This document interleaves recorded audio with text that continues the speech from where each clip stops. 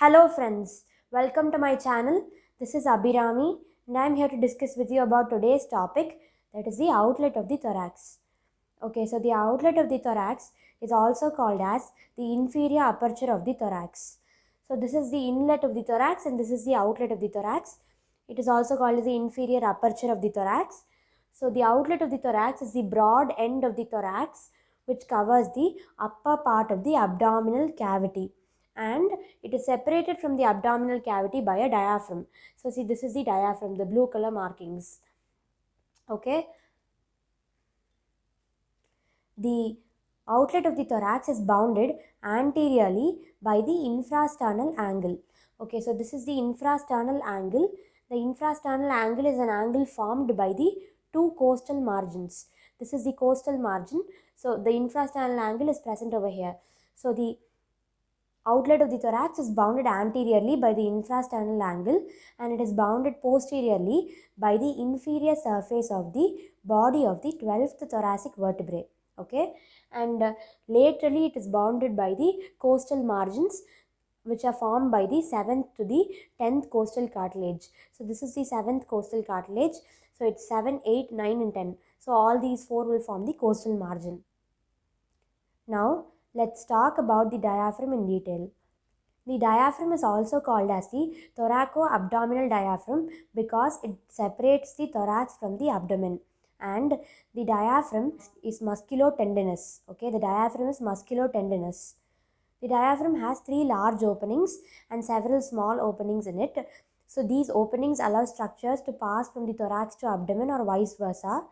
So the three large openings are present in this diagram. So this is the lateral view of the diaphragm, and the three large openings are the aortic opening which allows the aorta, and then the esophageal opening which mainly allows the esophagus, and the vena cava opening which mainly allows the inferior vena cava. So let's talk about each of these openings separately. The aortic opening is present in level with the 12th thoracic vertebrae. Okay, it is present in level with the 12th thoracic vertebrae and the opening is osseo-aponeurotic. Okay, it is osseo-aponeurotic and it allows the aorta to pass through it, and also it allows the azygos vein and the thoracic duct to pass through it. The next is the esophageal opening. The esophageal opening is present in the muscular part of the diaphragm and it lies in level with the 10th thoracic vertebrae and it allows the esophagus to pass through it. It also allows the vagus nerves or the gastric nerves. So vagus nerves is also called as the gastric nerves. So it allows the vagus nerve to pass through it, and it also allows the esophageal head of the left gastric artery to pass through it. Okay, the last large opening is the vena cava opening which is present in the central tendon of the diaphragm in the level of the 8th thoracic vertebrae. So this is T8. Okay, and it allows the inferior vena cava and the right phrenic nerve to pass through it. Now let's talk about the small openings. So there are 6 small openings. Okay, so the first one is over here. So this is the right crus and the left crus of the diaphragm. Okay, so this is called the right crus and this is called the left crus. So the right and left splanchnic nerves. Okay, so the right and left splanchnic nerves pierce the right and left crus, and in addition to this, the left crus is pierced by the hemiazygos vein. Okay, and there are several miniature openings in the central tendon of the diaphragm over here which allows several vessels to pass through them. Okay, so this is the lateral arcuate ligament, this part, and this is the medial arcuate ligament. Okay, so the lateral arcuate ligament, from behind the lateral arcuate ligament, the subcostal nerves and vessels pass. Okay, so these blue and red vessels over here are the subcostal nerves and vessels. So these pass from behind the lateral arcuate ligament over here. Okay, and the lateral arcuate ligament is also called as the lateral lumbocostal arc. So this is the medial arcuate ligament, and from behind the medial arcuate ligament, the sympathetic chain passes. Okay, and the medial arcuate ligament is also called as the medial lumbocostal arc. Okay, and then the musculophrenic vessels pierce the diaphragm at the level of the 9th costal cartilage. Okay, so ninth costal cartilage means this level.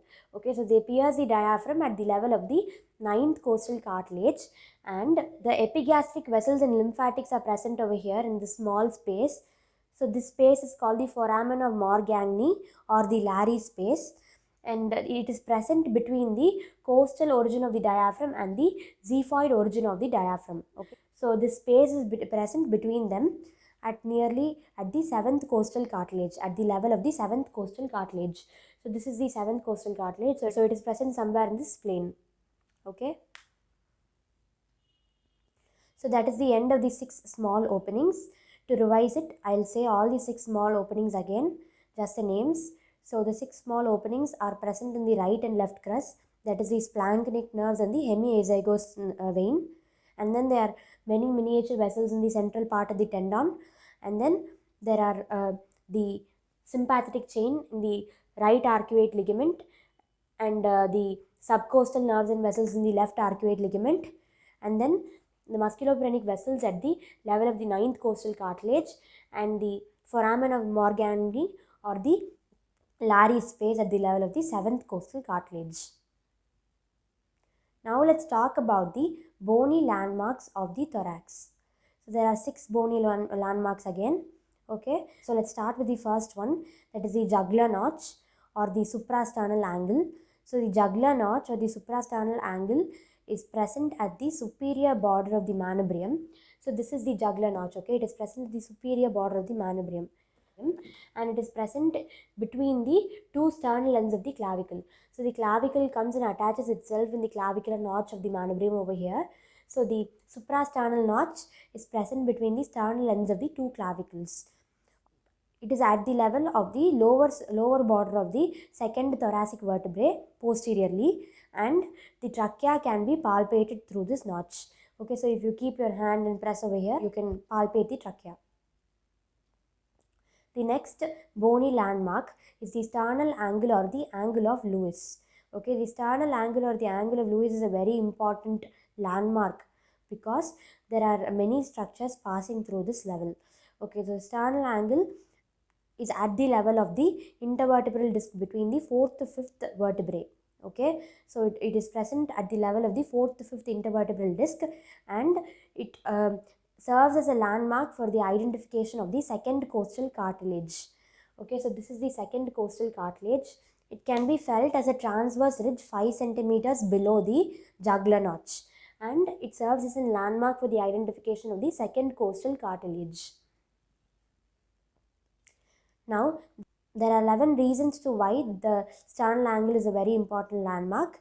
So, as I've already said you, it is a landmark for the identification of the second costal cartilage. So, other ribs are counted down from there. You have to count it downwards and laterally because the lower cartilages are crowded together and the intercostal spaces are too small, so you cannot count them properly. So, you have to count it downwards and laterally like this. Okay, and so yeah, there is no other landmark for the counting the ribs. Only the second costal cartilage is a confirmed landmark. The next reason is that it separates the superior mediastinum from the inferior mediastinum. Mediastinum is the space between the two lungs. Okay, so superior mediastinum means above the heart. Okay, so it separates the superior mediastinum from the inferior mediastinum. And it is the point where the descending branch of the aorta starts and the ascending branch of the aorta ends. Also, it is the point where the aortic arc starts and ends. Okay, and also the sternal angle is the upper limit for the base of the heart. So, if the base of the heart is somewhere over here, then the upper limit of the base of the heart is the sternal angle, and the cardiac plexuses are present in the sternal angle. Okay, so the 4 more points are that the trachea divides into the right and left part over here. Initially, I told you that the trachea can be palpated at the suprasternal angle. So, 5 centimeters below there, and the sternal angle divides into the right and the left. And also, the pulmonary trunk divides into 2 arteries at the level of the sternal angle. Okay. So, we have 2 more points there. That is, the thoracic duct crosses from the right side to the left side at the level of the 5th thoracic vertebrae, and it reaches the left side at the level of the sternal angle.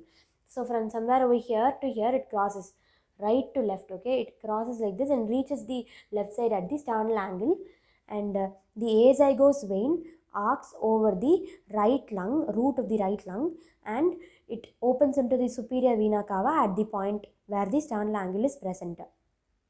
So those are the 11 reasons why the sternal angle is so important. Next, we will be talking about the costal cartilages. Okay, so the important costal cartilages here are the second one, the seventh one, the ninth one, and the 10th one. Okay, so the second one is important because it attaches itself to the sternal angle and it serves as a landmark for the other costal cartilages or ribs. The seventh one, the costal cartilage over here, it bounds the infrasternal angle, so it's important. And then the ninth one, at the tip of the ninth costal cartilage, the midclavicular line passes through, and also at the tip of the ninth costal cartilage, the over here, okay, the rectus abdominis joins the diaphragm.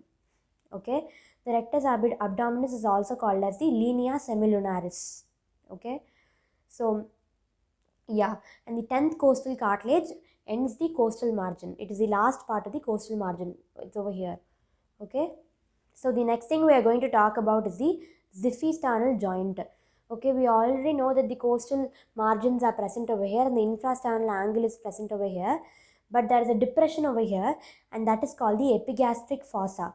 And at the floor of the epigastric fossa lies the xiphisternal joint. So this is the xiphoid process and this is the sternum.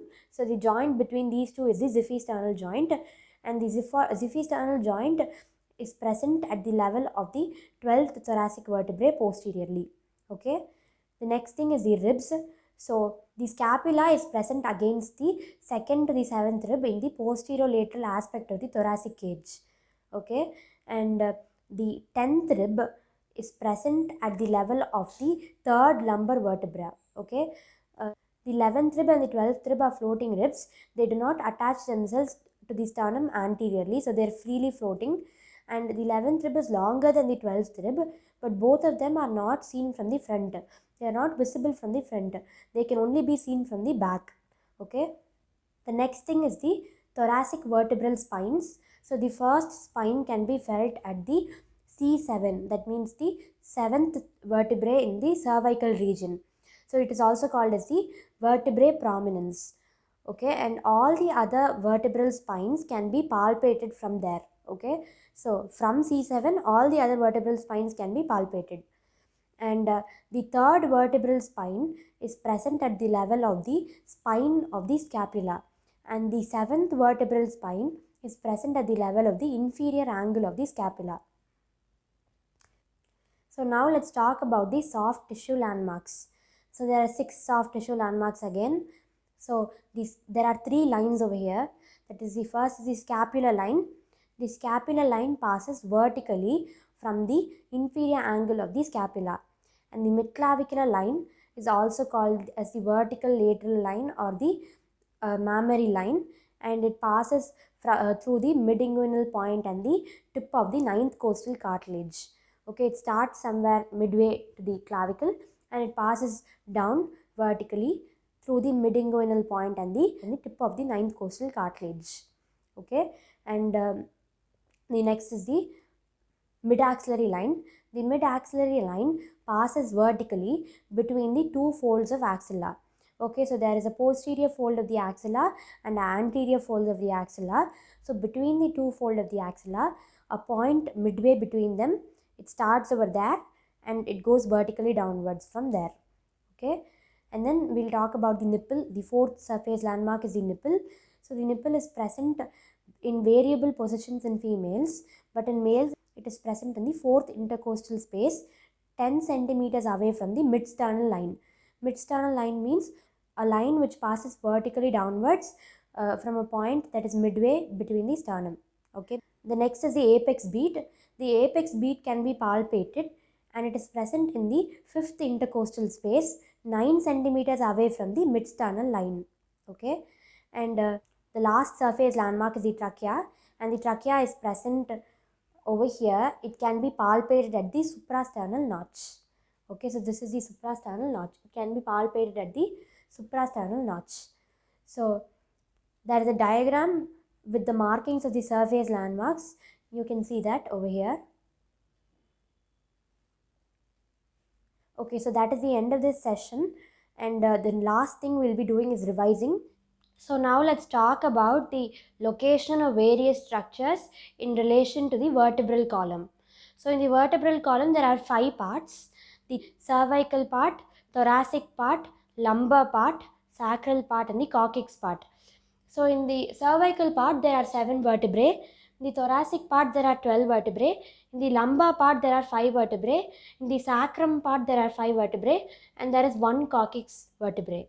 Okay, so what are the positions of these structures in relation to the vertebrae? So the first thoracic vertebral spine is present at the C7. Okay, and we know that the third thoracic vertebral spine is present at the root of the scapula, so that will be T2, and the seventh thoracic vertebral spine is present at the inferior angle of the scapula, that will be T6. Okay, and the next thing is the jugular notch, which is present at the level of the second thoracic vertebrae, and the sternal angle is present at the intervertebral disc between the fourth thoracic vertebrae and the fifth thoracic vertebrae, and the thoracic duct crosses from the right side to left side at the fifth thoracic vertebrae and reaches the left side at the sternal angle or the intervertebral disc over here. And T8, the 8th thoracic vertebrae is in level with the vena cava opening. T8, T10 and T12 are like for the 3 openings. The T10 is for the esophageal opening and T12 is for the aortic opening. Okay, and T9 or the 9th thoracic vertebrae is where the xiphisternal joint is present, and at T12 not only the aortic opening but also the inferior aperture of the thorax is bounded. Okay, at the first we were talking about the boundaries of the inferior aperture of the thorax. So the inferior aperture of the thorax is bounded posteriorly by the 12th thoracic vertebrae, and also the aortic opening is also present at the level of the 12th thoracic vertebrae, and the third lumbar vertebrae and the 10th rib are in level with each other. Okay, these are the location of the structures in relation to the vertebral column. Now let's look about the location of the structures which are in level with the costal cartilages and intercostal spaces. Okay, so the fourth intercostal space is where the nipple is present in the males, and the fifth intercostal space is where the apex beat is present, and the seventh costal cartilage is where the foramen of Morgagni is present, which has the superior epigastric vessels and lymphatics. Okay, and at the level of the ninth costal cartilage, the musculophrenic vessels pierce the diaphragm. Okay, so that is all about the location of the various structures. Thank you for listening to me. This is the end of the session. If you have any doubts on bones of the upper limb chapter 2, you can visit my previous videos. And if you like this video, please like, share and subscribe and comment on it. Thank you.